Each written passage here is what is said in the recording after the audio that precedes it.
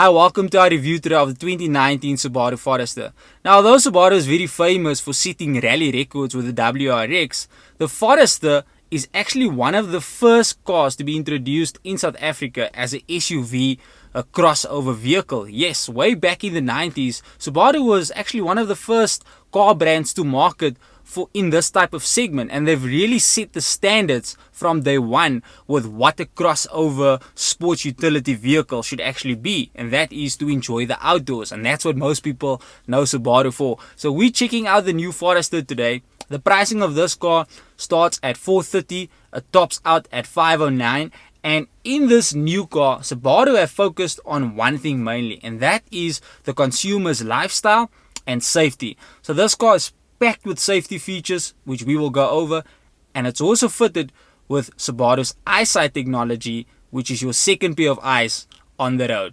Let's check this car out. Let's have a look inside of the Forester. Now, the model that we're in now is the high-spec one, so it's fitted with a bunch of optional extras that you are not going to find in the base model, but let's dive in. You get these nice comfortable leather seats. These seats are really nice to sit in, and when you get inside them, there's so much leather around you that the immediate thing that you feel is that you're inside a premium vehicle. And when I say premium, I can compare this interior to a Lexus, to a BMW, and it's right up there with a Mercedes as well, because everything here is leather. It's nice, soft to the touch, and it just adds a very nice premium feel to the car. The first thing that you notice in the driver's seat as well is how much visibility you have.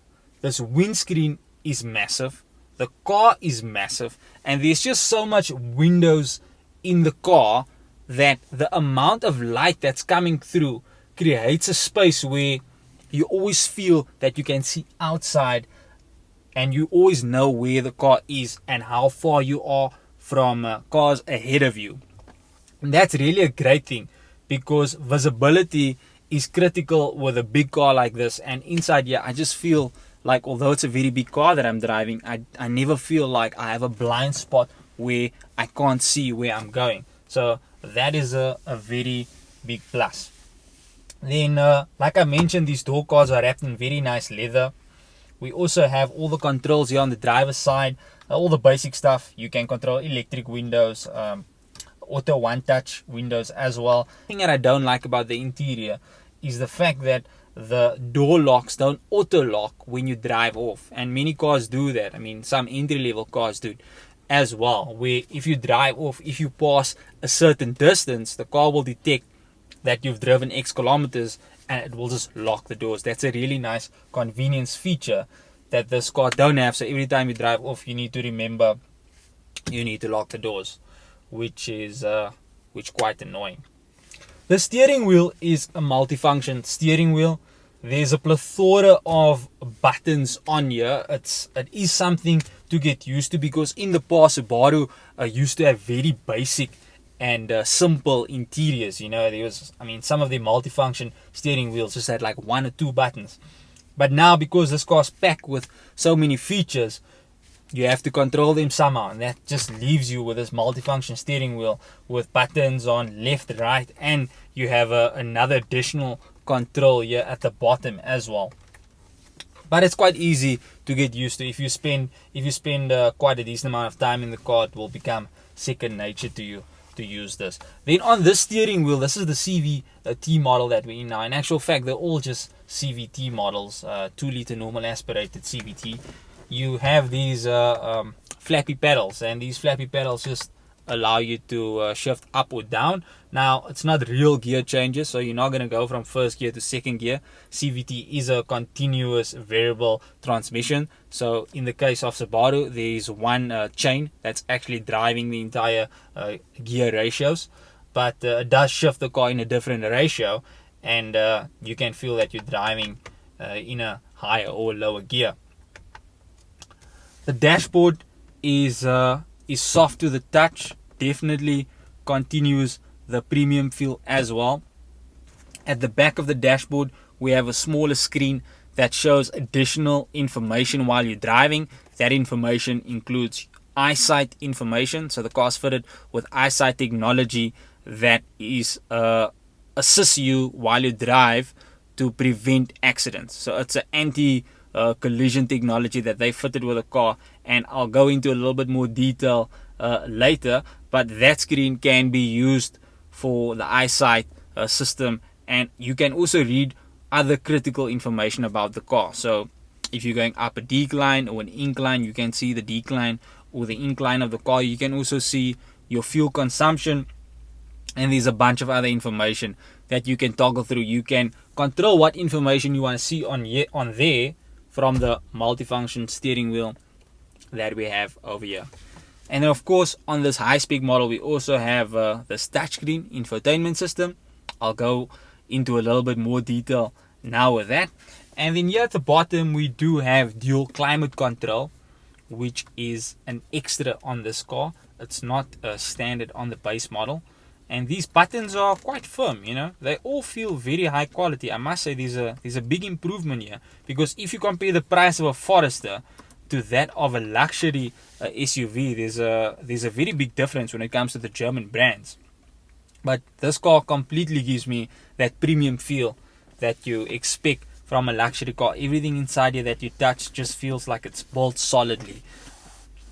We also have this X mode control over here, and this X mode you can just configure which terrain you're driving on. Are you driving on snow, mud, are you on a normal road?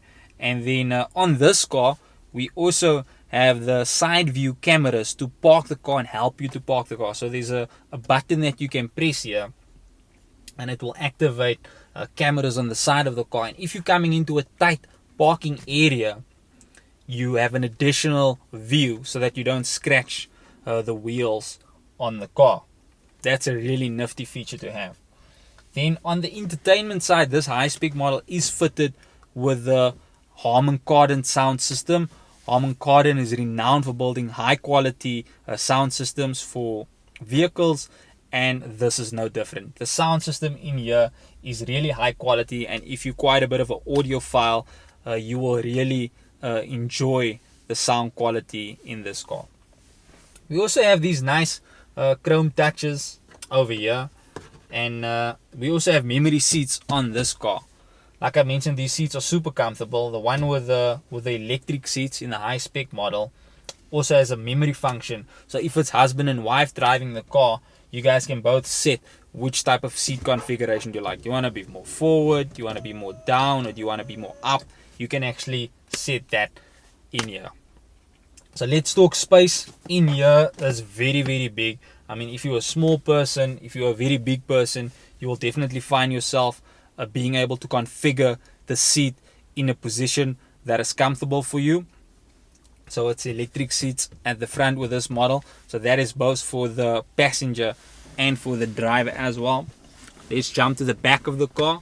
This car is fitted with a 520 liter boot, which is massive.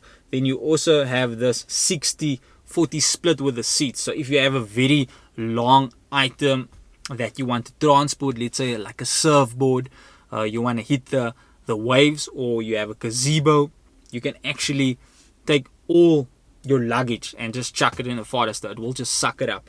We put all our luggage for this shoot inside the boot, and I mean, we'll overlay the footage now. This is just, the boot is just so big that you will really find yourself needing more space. Yeah, the Forester inside is a really nice place to be. At the back, you can easily fit 4 adults. Yes, you've heard that right. You'll be able to fit 4 adults in here. They won't be comfortable, but they'll fit. 3 adults, very comfortable. You will be able to transport 3 adults very comfortable anywhere where you're going to go.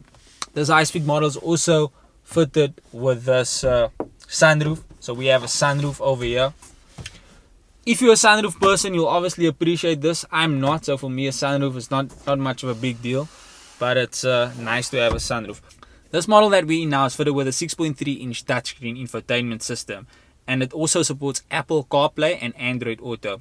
It's very intuitive and easy to use. I could set up my Android phone in a couple of minutes. I had no problems there. And the infotainment system also displays the reverse backup camera, which is quite nifty because this car is quite big. To conclude, the interior is a really nice place to be. I think especially with this high-spec model that they've achieved creating that premium feel inside the car, because when you're here you definitely don't feel like you're missing out on anything that's fitted to the competitors. Let's talk engines. Now, the new Subaru Forester only comes with a 4-cylinder normally aspirated engine producing 115 kilowatt and 196 Newton meters. Now, I won't lie, when I found that out initially I was very disappointed because where's the 2.5 liter engine? You know, that's what we've come to known as being part of the Forester package. Unfortunately, at the moment you can't buy the 2.5 engine in South Africa. Other models like North America, Canada and other regions in the world, they do have the 2.5, but in South Africa right now you can only buy the 4-cylinder 2-liter engine, and it's mated with a CVT gearbox. They're all CVT, you don't get a manual. So the CVT is not too bad. I've driven much worse CVTs, but unfortunately that's it. There's no turbo. I'm driving this car now up in Joburg, and I must say it's not that bad. If you go uphill and you put your foot down, you can definitely feel there's a lack of power and that a turbo is missing. So it's, to put it to perspective to you, this car does 0 to 100 in 10.3 seconds. So it's not a rocket ship, but I mean, in this type of car, you know, what do you expect? You don't actually expect a hot hatch, but it's a little bit underpowered. You definitely won't be able to tow a heavy trailer with this car for long distances as well, especially if you're going uphill, downhill. You know, if you're towing somewhere to Durban from Joburg, you'll definitely feel it, but it's okay. I'm quite enjoying the drive, and if the car is fully loaded, I might have had a different perspective, but with just me in the car here, the video crew and our gear, it's absolutely fine. Now, the styling is typical Japanese with very sharp shapes.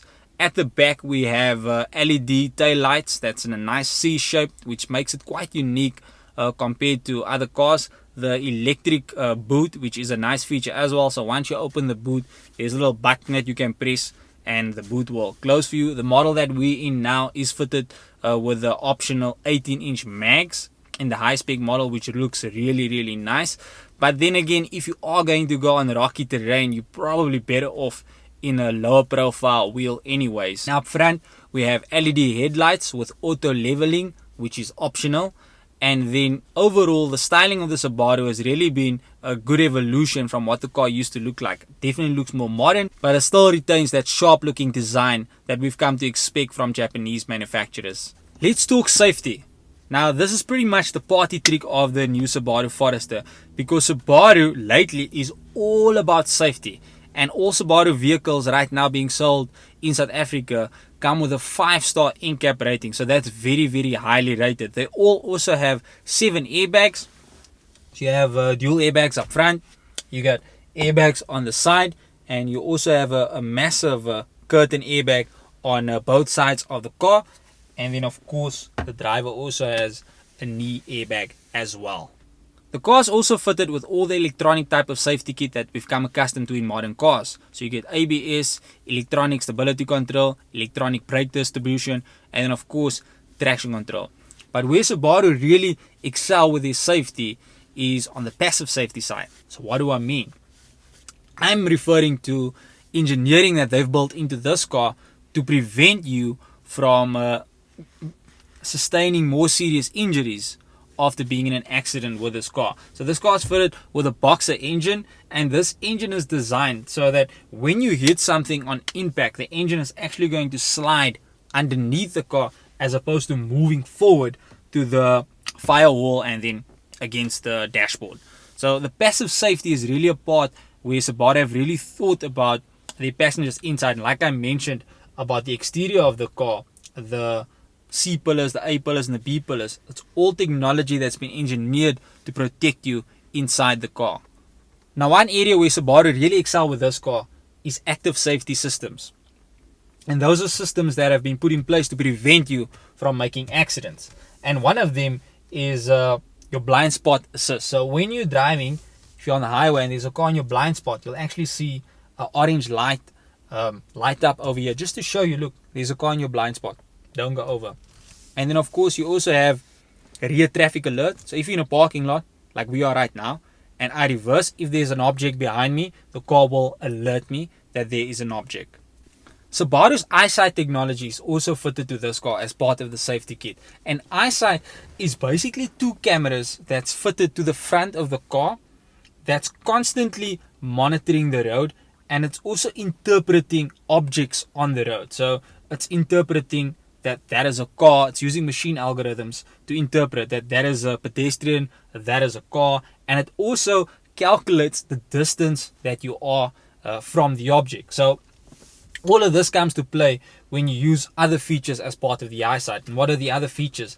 The other features are adaptive cruise control. So if you set the cruise control on this car and you drive, let's say you set it on 120, if there's a car in front of you that's driving slow, if that car's driving 100, this car's automatically going to use the EyeSight technology to decrease the speed. And that's with what it's called adaptive cruise control. It's going to adjust the speed automatically, so you obviously don't go inside the car.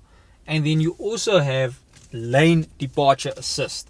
So if you're driving in a lane and you're changing over, the car actually makes a little sound to let you know that it's not happy with that. Like, you can't just change over, you need to put on your indicator as well. And then also with the rear view assistance, if there is a car driving behind you, and let's say I'm pulling out of this parking lot and there's a car coming past me, not only with EyeSight, not only is the car going to alert and warn me that there is an object behind me, if it notices that I'm not doing anything, the car is actually going to apply brakes as well. So part of the EyeSight technology is not only to alert the driver and assist the driver, but it's really a second pair of eyes on the road, as Subaru call it, to assist you and jump in and actually control the throttle as well. So yeah, it's a very nice feature to have. You can also use it when you add a robot. Let's say you add a robot and you're assuming that the car in front of you is going to leave, and I've made a car accident like this already.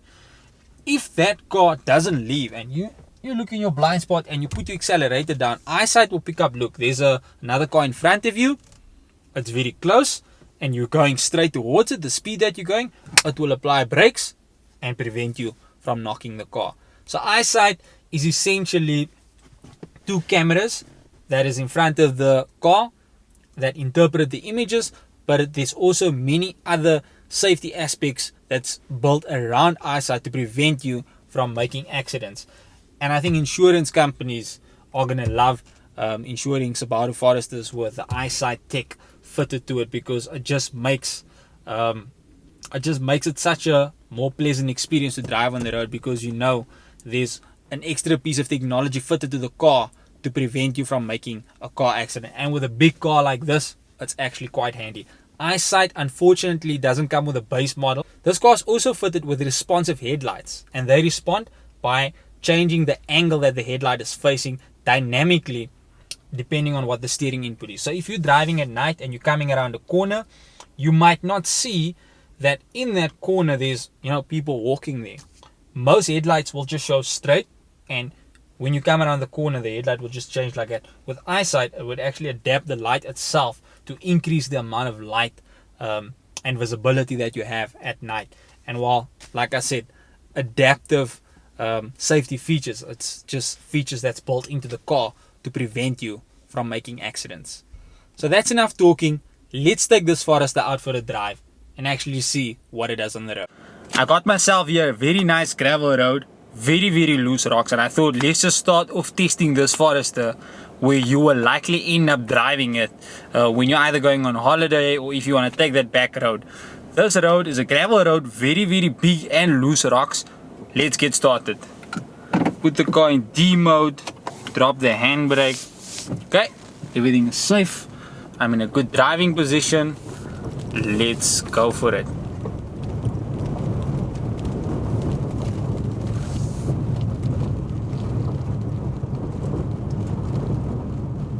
Okay, so my first impressions on this gravel road is definitely that there's much more rattling inside the car, but it's not rattling in a way that's like very bad. You can hear rattles, but obviously we are driving on a gravel road here with loose rocks. What we're gonna do now is we're gonna test this car's mode, which is called X mode. And with X mode, what you can do is you can actually allow the car to control the descending process when you're actually descending on a decline. So we're actually uphill now, so I'm gonna go down, and then I'm just gonna show how the car actually maintains the speed itself.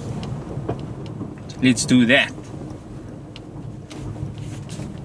But this 220mm ground clearance gives you a lot of freedom, with things that you can go over. I mean, you can just see at the outside shots to give an idea where we're driving now. Okay, drive mode. I'm gonna set the drive mode now to dirt or snow, although this is not snow. And then I'm gonna press this little button, and boom, there we go. Okay, so now the car is doing all the driving and the braking.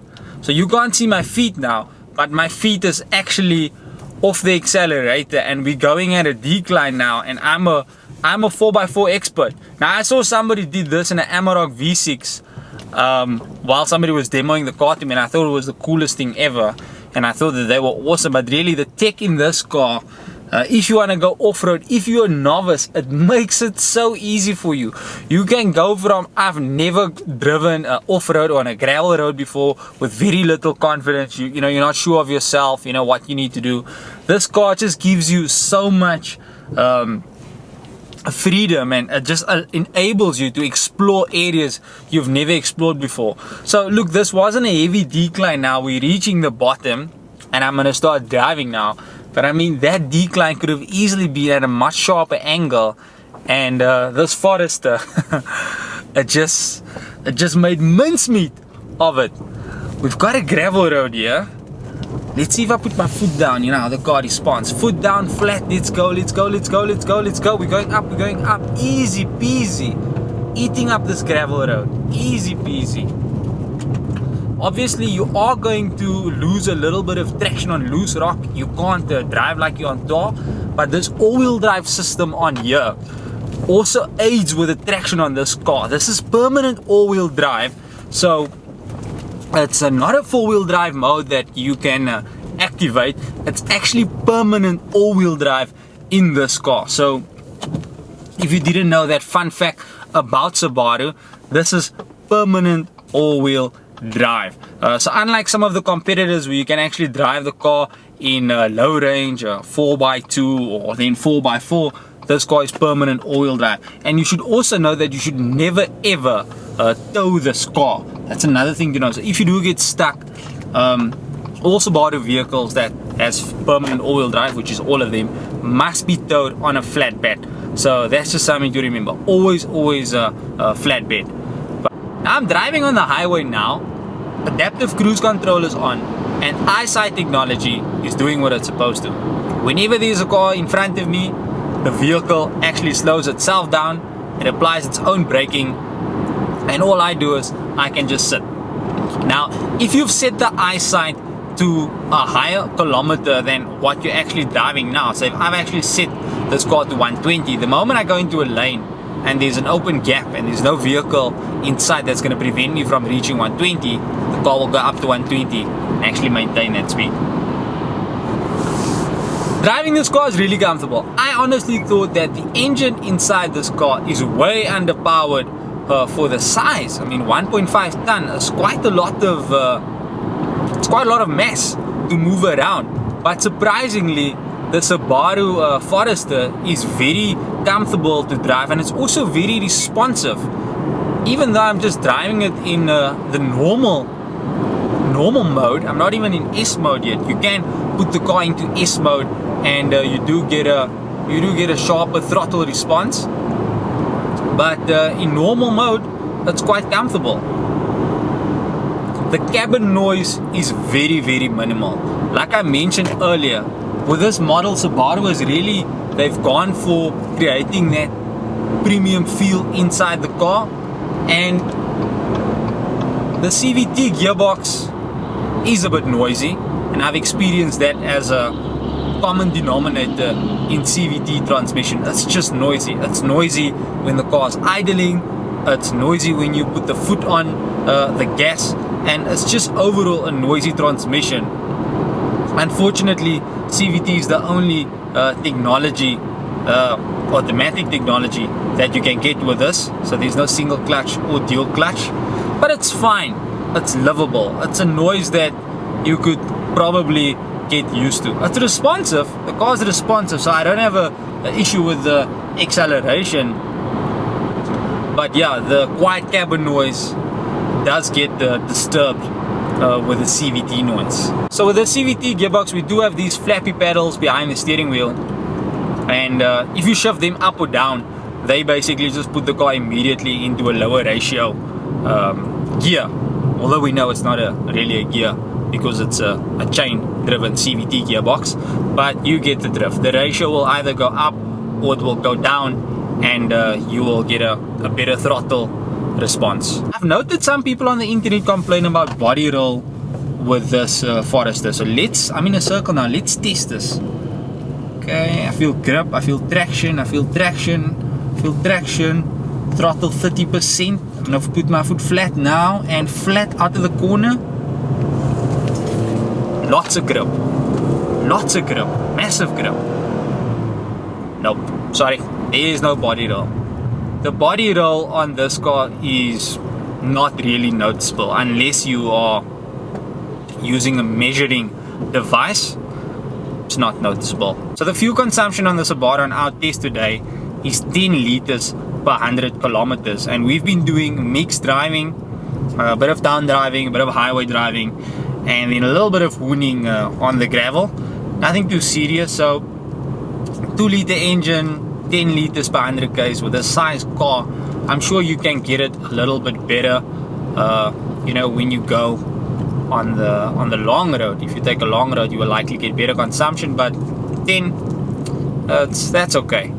It's not gonna win any awards. If you have a turbo diesel engine, you will likely have better consumption, but 10 is okay. So my overall driving impression of the Subaru Forester is that the Forester is a really comfortable car to live with for a family. If you're an adventurous person, you will love this car. And if you want to get into a car that has all the assistance in there to help you go off-road, this car is it. It really makes it very simple to actually go off-road, and the safety features that's fitted to this car is second to none. If you can afford to buy the base model, I will obviously suggest you do get the car with the EyeSight technology. The other trimmings with the mags and that's not really so important, but the EyeSight technology really goes a far way to set this car apart when it comes to safety, and then obviously protect yourself and your passengers inside the car.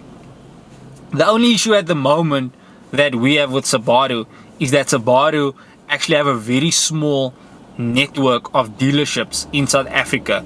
You only find them in the bigger cities.